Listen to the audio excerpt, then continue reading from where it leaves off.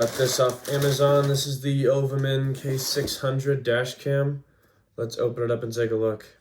Just want to start this off by saying this is not sponsored. I just bought the product on Amazon. I needed a dash cam, and this one was pretty highly rated at a very reasonable price. It was about 70 bucks. Those two plugs right there, the circular one is for the rear dash cam, which is right here. And then the USB-C is for the charger, which goes into the cigarette port. And that is the little crowbar to tuck the wires into the car, which we'll see right here. So this was setting up the wire. I was using the crowbar here a little bit. Ended up just using my fingers for the most part after this. But this is the full setup. It ends up going into the gap here at the top, going across there pretty nicely. Jumps across, use a little scotch tape there, and then goes into the insulation. And then for now, just kind of dangles under the seat. I've already kicked it once, so I might end up rewiring it. But then it goes into the cigarette lighter. That's how it charges. And then this is the rear dash cam. Same exact setup, except instead of going down, just jumps across there into the insulation and then into the back. Same thing, might end up wiring that better.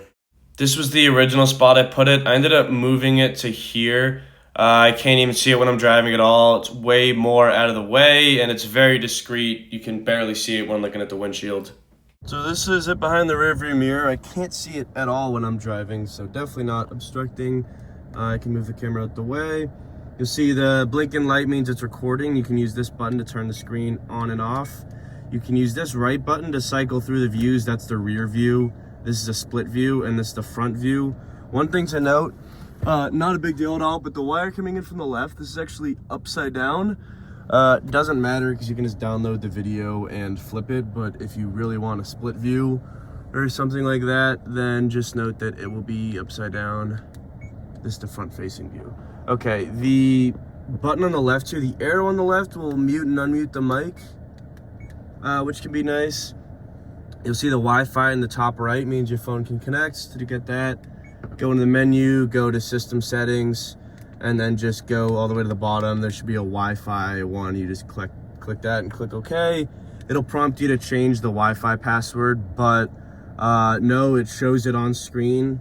And either way, it's an unencrypted SD card. You can actually just see the files in the file explorer there. So if anyone got their hands on the camera, they could just see all of the files anyway. So definitely keep that in mind. Definitely check your local laws, which I actually did. And some states don't allow you to mount it on the windshield, which is kind of weird. And they say you have to do it on the dashboard. So once you connect to the Wi-Fi, you can go into the app and get into the camera. You can see a real-time feed of it. You can change the settings. Overall, I think the app's pretty solid. You can see all the videos. It records in a loop, so it overrides any old data, so you don't have to worry about it filling up. And then you can click on the videos, download them. If you have GPS turned on, you can see speed and such. And then you can turn off the watermark too, which is really nice, and only see the pure video. Just want to edit and add the red squiggles are not the watermark.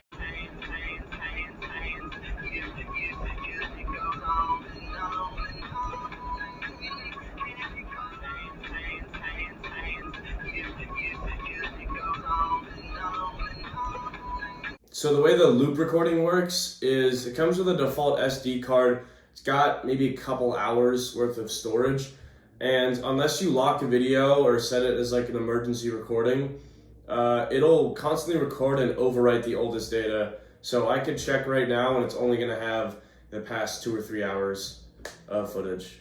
So the way the 24-hour monitoring system works is it's constantly recording as long as it's got battery. So when it's plugged into the car, it's getting charged, but even after you turn the car off, it'll still keep recording as long as it's got juice. So for example, last night I left my car out, and this morning I didn't unlock the car, didn't turn it on. I looked from the outside and the blue light was still blinking. I went in and I saw the footage from the last 3 hours. So it's recording non-stop. I don't know exactly how long the battery lasts, but at least lasts overnight, and it's recording the whole time. After having it for about a week, I'd say I have really positive reviews about it. I'd give it a 9 out of 10. Absolutely no complaints, except I wish the SD card was encrypted. I don't like the fact that the camera's just sitting there and anyone could just take it and they would have all the footage. So I wish there was a way to encrypt it so only I could see it, because it's not uploaded to a cloud or anything. It's all just cold storage on the camera. So for the price, I don't really know if you're gonna find that. I just checked Amazon, it's about 65 bucks. So I think it's a steal. Really glad I bought it, and good value, good product. Let me know what you guys want me to review next. I'm probably gonna do my setup, so maybe my desk and some of the monitors, but let me know what you guys are interested in. Drop a like, comment what you want to see next, and drop a sub. Catch you on the next one.